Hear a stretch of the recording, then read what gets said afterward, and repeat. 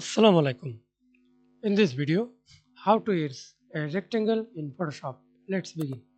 I already created a document. Create a new layer. Select shape, right click. Select the rectangle tool.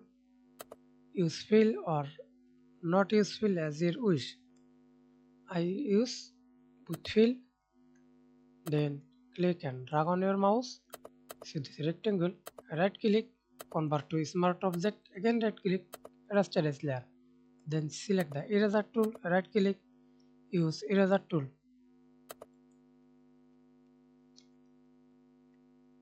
Click and erase. Right click without hardness. Again background eraser tool. Right click without hardness. With hardness.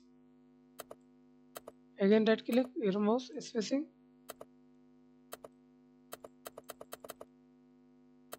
Okay. Thanks for watching video. Please subscribe to my channel. Like, comment, share.